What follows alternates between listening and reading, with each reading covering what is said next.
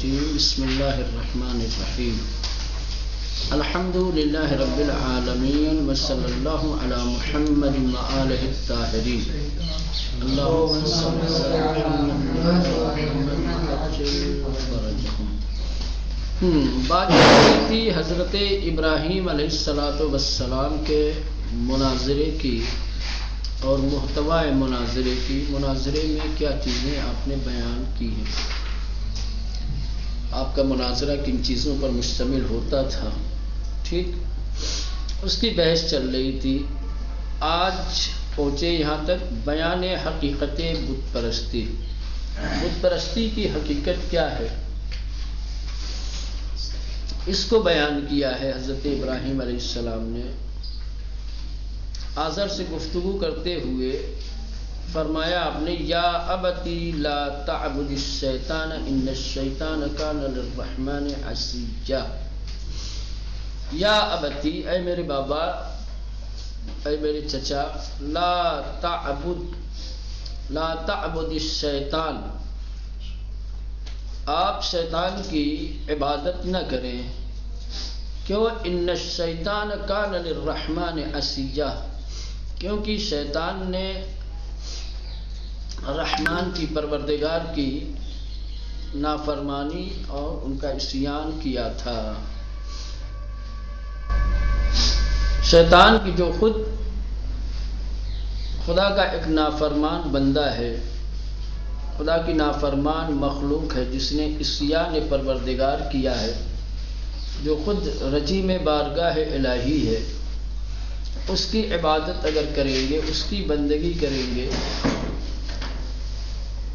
تو ظاہر سی بات ہے جس طریقے سے وہ رجیم بارگاہ الہی ہوا ہے، پھر آپ بھی رجیم بارگاہ الہی قرار پائیں گے. خدا کے نافرمان کی فرما برداری خود نافرمانی ہے. جو خدا کا نافرمان ہے، جو عصیان کار ہے، اس کی اطاعت، اس کی پیروی، اس کی بندگی، یہ بہت بڑا عصیان، بہت بڑی نافرمانی ہے. ظاہر سی بات ہے چونکہ خدا کا سب سے بڑا دشمن اور بندوں کا بھی یہ شیطان ہے.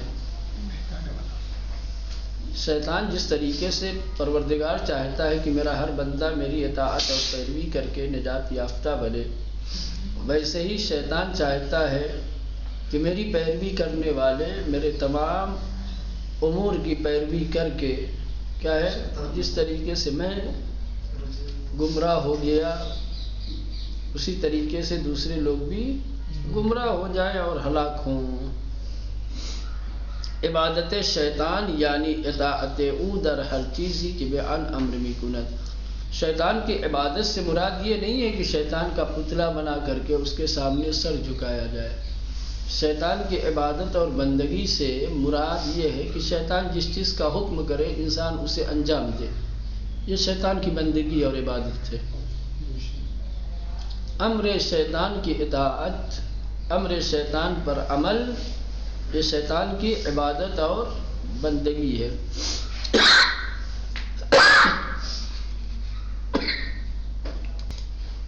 شیطان کی عبادت یعنی اطاعت او در ہر چیزی کے، ان تمام چیزوں میں اس کی اطاعت کرنا کہ بیان امر می کند، کہ جس کا وہ حکم دیتا ہے.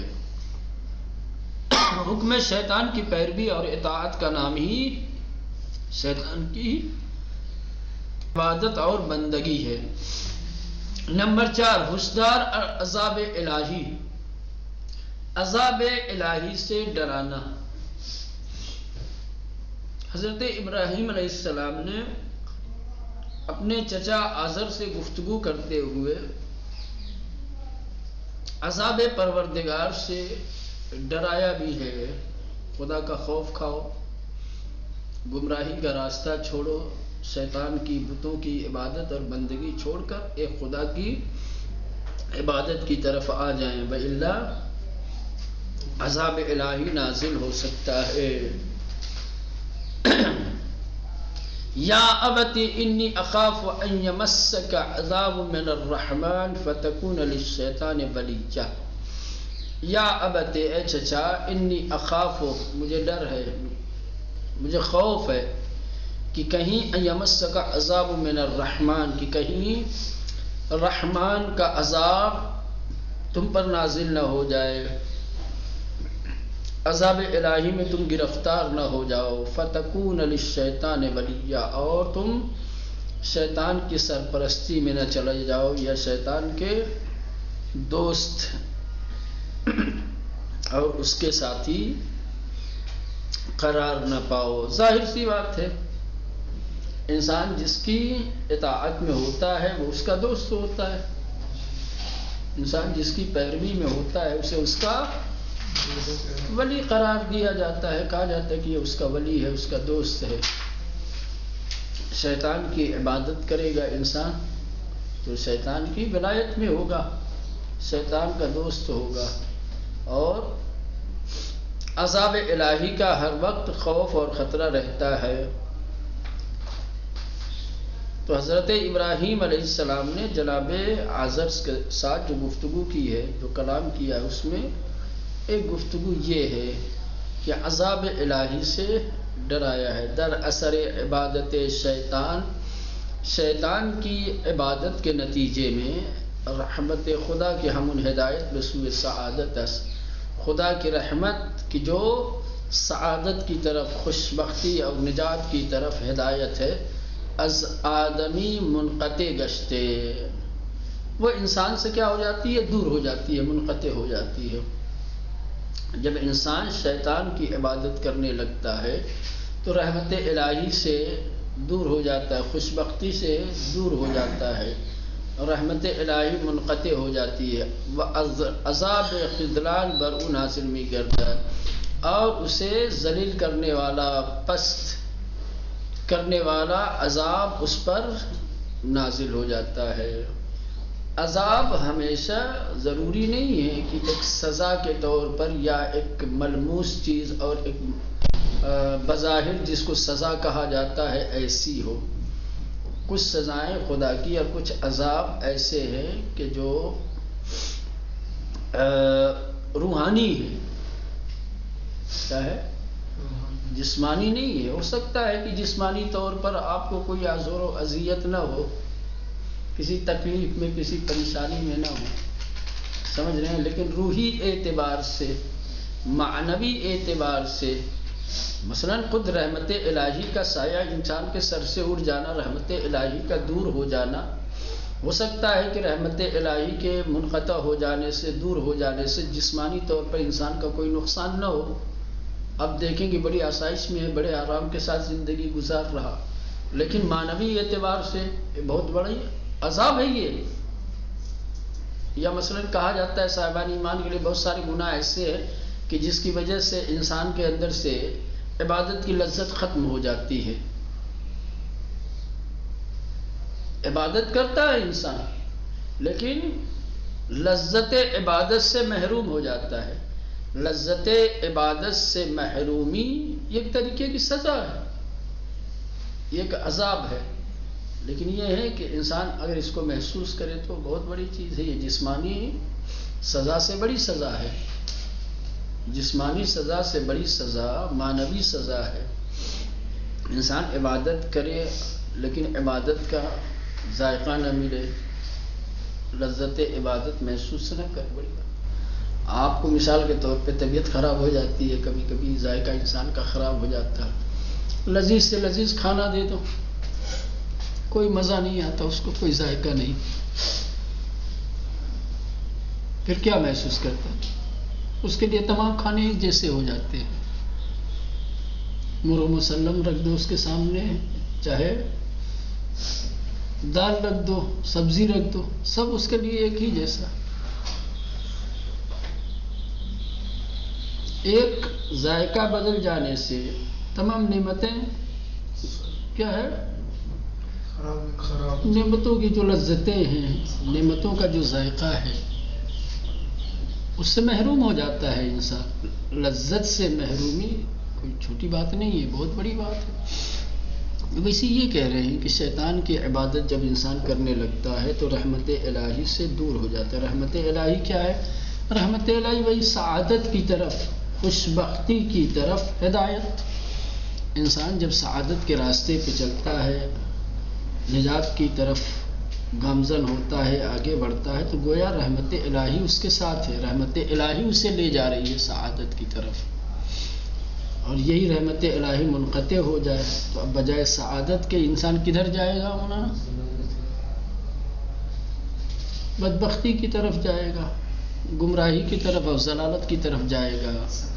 اور پھر یہ عذاب الہی ہے ایک طریقے کا، انسان ذلیل ہوتا رہے گا، خوار ہوتا رہے گا. سمجھ رہے ہیں؟ ہاں. تو اور رحمت الہی جب انسان سے منقطع ہو جاتی ہے تو پھر عذاب خذلان، عذاب خذلان یعنی پست عذاب، پستی میں ڈالنے والا، پست بنانے والا، انسان کو ذلیل کرنے والا عذاب اس کے اوپر نازل ہونے لگتا ہے.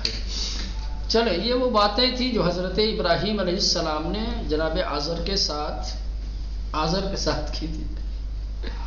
جناب ابراہیم علیہ السلام نے اپنے چچا آزر کے ساتھ جو باتیں کی تھی، جو گفتگو کی وہ باتیں تھی. اب یہاں کچھ چند نکات ہیں، ان نقطوں کو دیکھتے ہیں. ان نقطوں میں کیا ہے؟ پہلا نقطہ ہے انذار بعذاب خدا رحمان. یہ وہی اوپر والی بات، ہشدار از عذاب یا انذار بعذاب خدا رحمان، رحمت رکھنے والے خدا کے عذاب سے ڈرانا. یہ اوپر بھی ابھی آپ نے دیکھا کہ کس طریقے سے حضرت ابراہیم علیہ السلام نے آزر کو عذاب الہی سے ڈرایا ہے. ابراہیم علیہ السلام آزر را بعذاب خدا رحمان انذار نمود، نہ عذاب خدا قہار، یعنی غضب خدا ہر چند برائے برخی اشخاص عذاب باشد، نسبت بے نظام کل جہان رحمت. کہ حضرت ابراہیم علیہ السلام نے آزر کو خدا رحمان کے عذاب سے ڈرایا ہے، نہ خدا قہار کے عذاب سے. خدا رحمان کے عذاب سے ڈرایا ہے، خدا قہار کے عذاب سے نہیں ڈرایا ہے. کیوں آخر؟ یعنی اس لیے کہ خدا کا غضب اگرچہ بعض لوگوں کے لیے عذاب ہوتا ہے، خدا کا غضب بعض لوگوں کے لیے عذاب ہوتا ہے، لیکن دنیا کے تمام نظام کے لیے رحمت ہے. یعنی کیا مطلب؟ خدا رحمان ہے لیکن اپنے کچھ نافرمان بندوں پر عذاب بھی نازل کرتا ہے. یہ ایک طریقے سے ایک طرف اللہ کے عذاب کا ذکر کیا جائے، دوسری طرف اس کی رحمت کا تذکرہ ہو. تو یہ دونوں چیزیں قابل جمع کیسے ہیں؟ عذاب بھی ہو اور اللہ کی رحمت واسعہ کا بھی تذکرہ ہو. کیا منافات نہیں ہے؟ کہا نہیں. کچھ لوگوں پر خدا قہار کا عذاب یہ کچھ لوگوں کے لیے بإلا نظام ہستی کے لیے یہ رحمت ہے. چند لوگوں کا عذاب نظام کائنات کے لیے رحمت کیسے ہو سکتا ہے؟ نظام کائنات کے لیے رحمت ایسے ہو سکتا ہے کہ جب یہ چند افراد جو سماج اور معاشرے میں برائیاں پھیلا رہے ہیں، گمراہیوں کو رواج دے رہے ہیں، ٹھیک، جو خدا کی ولایت سے نکل کر کے شیطان کی ولایت میں داخل ہو گئے ہیں، جو اپنے ہی طرح سے ہر انسان کو گمراہی کی طرف اور بدبختی کی طرف لے جانا چاہتے، جب اللہ ان کو عذاب کرے گا، سزا دے گا، تو یہ انہی لوگوں کے لیے سزا ہے، باقی دوسری لوگوں کے لیے رحمت ہے. یہی چیز لوگوں کی ہدایت کا سبب بنے گا. کچھ لوگوں کا عذاب دوسروں کے لیے مولانا ہدایت کا سبب بنے گا. یہی رحمت ہے دوسروں کی. ہدایت ہی کہا ہے نا کہ ہدایت ہی رحمت ہے. تو عرض یہی کر رہے ہیں، بیان یہی کر رہے ہیں کہ کچھ افراد کے اوپر عذاب کا نازل ہونا جو اللہ نے نظام کائنات بنایا ہے، اس کے لیے کیا ہے مولانا؟ رحمت ہے. سمجھ رہے ہیں؟ گویا اس کے عذاب میں بھی رحمت ہے، اس کے عذاب میں، خدا کے غضب میں بھی کیا ہے؟ رحمت ہے۔ ہاں، جس کے اوپر غضب نازل ہو رہا، جس کے اوپر عذاب نازل ہو رہا، اگر صرف آپ اسی کو دیکھیں گے تو یہ عذاب ہے، لیکن اگر پورے کائنات کو دیکھیں، آپ نظام ہستی کو دیکھیں، تو یہ چند لوگوں کا عذاب دوسروں لوگوں کے لیے کیا ہے مولانا؟ رحمت ہے۔ وہی کہہ رہے ہیں کہ ابراہیم علیہ السلام نے آزر کو خدائے رحمان کے عذاب سے ڈرایا ہے، نہ عذاب خدائے قہار۔ نہیں کہا کہ خدائے قہار کا عذاب تم پر نازل ہو جائے گا، کیا کہا؟ خدائے رحمان کا عذاب نازل ہو جائے گا۔ کیوں کہا؟ یعنی غضب خدا ہر چند برائے برخی اشخاص عذاب باشد، یعنی خدا کا غضب، اس کا قہر اگرچہ چند لوگوں کے لیے، بعض افراد کے لیے عذاب ہو، نسبت بے نظام کل جہان، پوری دنیا کے نظام کی بنسبت وہی غضب، وہی عذاب رحمت ہے۔ کیا ہے؟ رحمت ہے۔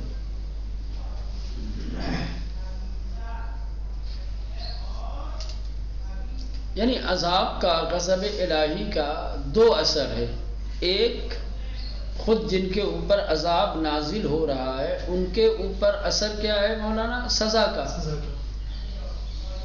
سمجھ رہے ہیں؟ وہ ذلیل ہو رہے ہیں، وہ رسوا ہو رہے ہیں، ٹھیک، انہیں مصیبتوں میں ڈالا جا رہا ہے، ان کو آزار و اذیت، لیکن وہی عذاب دوسرے لوگوں کی بنسبت رحمت کا کام کر رہا ہے، ان پہ بھی اثر۔ چلیں، عکس العمل آزر۔ جب یہ تمام باتیں حضرت ابراہیم نے کی، آزر کے اوپر ان باتوں کا کوئی اثر نہیں ہوا، بجائے یہ کہ اثر قبول کرتے، جناب ابراہیم علیہ السلام کی دعوت کو قبول کرتے، ان کی گفتگو میں تأمل کرتے، تدبر کرتے، سوچتے کہ کیا کہہ رہے ہیں، قبول کرنے والی باتیں ہیں یا نہیں ہیں، دھمکانا شروع کیا۔ کیا ہے؟ دھمکانا، دھمکی دینا شروع کر دیا کہ اب اگر خاموش نہیں ہوئے، اب اگر تم نے یہ سب باتیں کرنا نہیں چھوڑی تو پھر ہم سولی پہ لٹکا دیں گے یا تمہیں وطن سے نکال دیں گے۔ سولی پہ چڑھانے کی اور شہر بدر کرنے کی دھمکیاں دی ہیں۔ عکس العمل آزر، آزر کا عکس العمل، رد عمل کیا تھا؟ تہدید، ڈرانا۔ حضرت ابراہیم علیہ السلام کے گفتگو، ان کی بات چیت اور ان کے عمل کے مقابلے میں آزر نے جو رد عمل ظاہر کیا ہے، جو ایکشن لیا ہے، وہ کیا ہے؟ ڈرانے والا، دھمکانے والا۔ ان شیب ہمیشگی ظلمندان بے منطق است، کہہ رہے کہ یہ کوئی نیا طریقہ نہیں ہے، بے عقل اور بے منطق قدرت مند افراد کا ہمیشہ یہی دستور رہا ہے، یہی طریقہ کار رہا ہے۔ سمجھ رہے ہیں؟ جب ان کے پاس کوئی منطق، کوئی دلیل نہیں ہوتی ہے سامنے والے کی بات رد کرنے کی، تو کیا ہے؟ دھمکیوں پہ اتر آتے ہیں۔ بھائی اگر تمہارے پاس عقل ہے، تمہارے پاس دلیل ہے، تو لاؤ، دلیل کے ذریعے سے ہماری دعوت کو، ہماری باتوں کو رد کرو تم۔ لیکن کیا ہے؟ تاریخ شاہد ہے، تاریخ گواہ ہے کہ ہمیشہ اس طریقے کے جو بے منطق اور بے عقل اور جن کے پاس کوئی دلیل و حجت نہیں ہوتی ہے، جو قدرت مند ہوتے ہیں، طاقتور ہوتے ہیں، وہ کیا کرتے ہیں؟ ڈرانا شروع کر دیتے ہیں، دھمکیاں دینا شروع کر دیتے ہیں۔ ان شیبے، یہ جو طریقہ ہے آزر کا، ہمیشگی ظلمندان بے منطق، بے منطق افراد، کرے قدرت رکھنے والے، طاقت رکھنے والے بے منطق افراد کا ہمیشہ کا طریقہ رہا ہے۔ بے منطق، بے عقل، قدرت و طاقت رکھنے والوں کا یہ ہمیشہ سے طریقہ رہا ہے کہ وہ ڈرایا انہوں نے۔ قال اراغب انت عن آلہتی، اب یہ آزر کا قول ہے آزر کہنے لگا کہ تم میرے پروردگار سے بیزار ہو، تم میرے پروردگار سے دور ہو یا ابراہیم، ابراہیم تم ہمارے رب سے دور ہو، لئن لم تنتہی، اگر تم باز نہیں آئے، اگر تم باز نہیں آئے تو لأرجمنک، تو ضرور بالضرور ہم تمہیں رجم کر دیں گے، سنگسار کر دیں گے، وہجرنی ملیہ، اور ہم تمہیں اپنے آپ سے دور کر دیں گے۔ سمجھ رہے ہیں؟ تنتہے یہ جو ہے نہیں سے ہے، باز آنا، سمجھ رہے ہیں؟ لئن لم تنتہی، اگر تم اس سے باز نہیں آئے، یعنی ہمارے خداؤں کو برا بھلا کہنے اور اس سے براءت کا اظہار کرنے سے اگر باز نہیں آئے تو لأرجمنک، تو ضرور بالضرور ہم تمہیں رجم کر دیں گے، رجم یعنی سنگسار، پتھر مار کے تمہیں ہلاک کر دیں گے، وہجرنی ملیہ، اور ہم اپنے آپ سے تمہیں دور کر دیں گے، یعنی شہر سے نکال دیں گے۔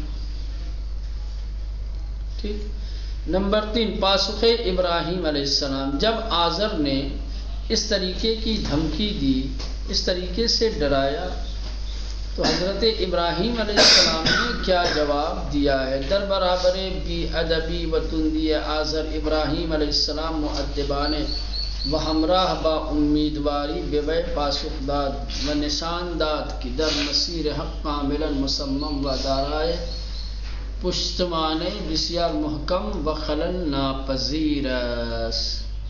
جب آزر نے یہ دھمکیاں دی ہیں، جب ڈرایا ہے، تو ابراہیم علیہ السلام نے نہایت ہی مؤدبانہ طریقے سے، امیدواری کے ساتھ جواب دیا، کہا کہ میں راہ حق پر پوری طریقے سے اطمینان کے ساتھ اور پشتمانے بسیار محکم، اور ایک محکم اور مضبوط پشتیبان اور تکیہ گاہ کہ جس میں کسی قسم کا خلل واقع ہونے والا نہیں ہے، میں اپنا راستہ بدلنے والا نہیں ہوں، میں اپنا عمل تبدیل کرنے والا نہیں ہوں، تم مجھے دھمکیاں خواہ دے رہے ہو، تمہاری دھمکیوں سے میرے اندر کوئی تبدیلی آنے والی نہیں ہے، کیونکہ میں جس راستے پر ہوں اس راستے پر میرا ایک مددگار ہے، میری ایک پناہ گاہ ہے، یعنی اشارہ ہے خدا کی طرف، سمجھ رہے ہیں؟ وہ میری حفاظت کرے گا، وہ مجھے بچائے گا، تمہاری دھمکیوں سے تھوڑی ڈرتا ہے۔ در برابر بی ادبی و تندی آزر، کہہ رہے ہیں کہ آزر کی بے ادبی اور اس کی زبان درازی کے مقابلے میں، تندی کہا جاتا ہے سخت کلامی، ٹھیک؟ ہاں، تند کا مطلب ہوتا ہے تیز، لیکن تندی ایسے کہا جاتا ہے کلامی، بد زبانی، سمجھ رہے ہیں؟ آزر کی سخت کلامی اور بے ادبی کے مقابلے میں جناب ابراہیم علیہ السلام نے مؤدبان ادب کے ساتھ و ہمراہ با امیدواری اور امید کے ساتھ بے پاسخ داد آزر کو جواب دیا۔ کیا جواب دیا ہے؟ بعد میں وہ نشان داد کے، اور یہ بتا دیا کہ در مسیر حق، کہ حق کے راستے میں کاملاً پوری طریقے سے مصمم یعنی باارادہ ہیں، و دارائے پشتمانے بسیار محکم، اور ایک محکم اور مضبوط حمایت رکھتے ہیں کہ جو خلل ناپذیر ہے، کہ جو خلل ناپذیر کا مطلب یہ ہوتا ہے کہ جس میں کوئی کمزوری آنے والی نہیں ہے، جس میں کوئی کمزوری آنے والی نہیں ہے، جس پر تمہاری ان دھمکیوں کا، تمہاری ان بد کلامیوں کا کوئی اثر ہونے والا نہیں ہے، جو ہمیشہ میری پشت پناہی کرتا رہے گا، جو ہمیشہ میرے ساتھ رہے گا۔ یہ جو جواب دیا ہے وہ یہ ہے، قال السلام علیک سأستغفر لك رب انه كان بي حفیظا، وَأَعْتَزِلُكُمْ وَمَا تَدْعُونَ مِن دُونِ اللَّهِ وَأَدْعُو رَبِّي عَسَىٰ أَلَّا أَكُونَ بِدُعَاءِ رَبِّي شَقِيًّا۔ دیکھیں کس طریقے سے آزر کی بد کلامی اور بے ادبی کے سامنے کتنی ادب کے ساتھ، کتنے مؤدبانہ طریقے سے اور ارادے مصمم کے ساتھ جواب دیا ہے۔ ابراہیم نے کہا تم پر درود السلام ہو، تم پر درود السلام ہو، میں عنقریب اللہ سے آپ کے لیے استغفار کروں گا۔ قال ابراہیم علیہ السلام علیک، تم پر درود السلام، استغفر لک ربی، میں اپنے رب سے عنقریب تمہارے لیے استغفار کروں گا، انہ کان بی حفیّا، کیونکہ وہ ہمیشہ میری بنسبت مہربان رہا ہے۔ انہ کان بی حفیّا، اس نے ہمیشہ میرے ساتھ مہربانی کی ہے۔ میں استغفار کروں گا تو یقیناً پھر اس کی مہربانی ساتھ ہوگی۔ وَأَعْتَزِلُكُمْ، اور تم جو خدا کے علاوہ کسی اور کی پرستش کرتے ہو، میں اس سے دوری اختیار کروں گا، میں تو بس اپنے رب اور اپنے پروردگار کو ہی پکارتا رہوں گا، اسی کی عبادت کرتا رہوں گا۔ مجھے امید ہے کہ خدا کو آواز دینے میں، خدا کو پکارنے میں مجھے نا امید نہیں ہونا چاہیے۔ وَأَعْتَزِلُكُمْ، وَأَعْتَزِلُ یعنی میں اعتزال کا تھا نا، دور ہو جانا، براءت کرنا، اور میں تم لوگوں سے دوری اختیار کروں گا۔ وَمَا تَدْعُونَ مِن دُونِ اللَّهِ، اور اللہ کے علاوہ جسے تم پکارتے ہو، اللہ کے علاوہ جسے تم آواز دیتے ہو، جسے تم پکارتے ہو، اس سے اور تم لوگوں سے میں دوری اختیار کروں گا۔ وَأَدْعُو رَبِّي، ایک دم بالکل اپنے رب کو پکارو، میں اپنے رب کو پکارتا رہوں گا۔ جس کی تم عبادت اور بندگی کرتے ہو، میرا اس سے کوئی واسطہ نہیں ہے۔ میں کل بھی بیزار تھا، آئندہ بھی بیزار رہوں گا۔ عسیٰ اللہ اکون بدعاء ربی شقیّا، مجھے اپنے رب، اپنے پروردگار کی جو پکار رہا ہوں، آواز دے رہا ہوں، اس میں نا امید نہیں ہونا چاہیے۔ یعنی میں امیدوار ہوں کہ میرا رب میرا ساتھ دے گا، میں اسے پکارتا رہوں گا، تو جس طریقے سے اس نے پہلے میری حمایت کی ہے، میرا ساتھ دیا ہے، آئندہ بھی وہ میری حمایت کرے گا، میرا ساتھ دے گا۔ اب یہاں ایک جو ہے سوال ہے، سوال یہ ہے کہ کس طریقے سے دیکھیں ابھی گفتگو جو ہوئی ہے آزر اور ابراہیم علیہ السلام میں، ٹھیک ہے، کس طریقے سے آزر کی دھمکیوں کے مقابلے میں ابراہیم علیہ السلام نے درود السلام کی بات کہی ہے اور استغفار کی بات کہی ہے۔ تو ایک نبی نے ایک کافر کے لیے استغفار کی بات کیوں کی؟ ایک معصوم، ایک نبی کیا ہے، ایک کافر کے لیے طلب مغفرت کی بات کر رہا ہے۔ کیا ابراہیم علیہ السلام کا آزر کے لیے مغفرت طلب کرنا صحیح ہے، صحیح نہیں ہے؟ یہ سوال رہے گا، اس کا جواب انشاءاللہ آئیں گے۔